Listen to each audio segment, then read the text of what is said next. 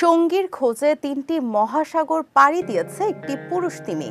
পূর্ব প্রশান্ত মহাসাগরে কলম্বিয়ার উপকূল থেকে শুরু হয়ে দক্ষিণ পশ্চিম ভারত মহাসাগরের জাঞ্জিবার উপকূলে শেষ হয় তিমিটির যাত্রা, যা পৃথিবী জুড়ে 13,046 কিলোমিটার পথ অতিক্রমের সমান। বিস্তারিত জানাচ্ছেন সৈয়দ নওশাদ। বিশ্বে এমন অনেক প্রাণী আছে যারা প্রজনন ও সঙ্গী পেতে দীর্ঘ পথ ভ্রমণ করে। হ্যাম্পব্যাক তিমি সেই প্রাণীদের মধ্যে অন্যতম।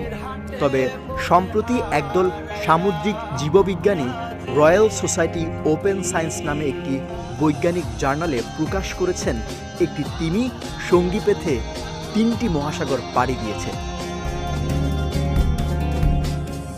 অস্ট্রেলিয়ার সাউদার্ন ক্রস ইউনিভার্সিটির ডক্টরেট শিক্ষার্থী এবং গবেষণার সহলেখক টেড চিজম্যান লাইফ সায়েন্সকে জানিয়েছেন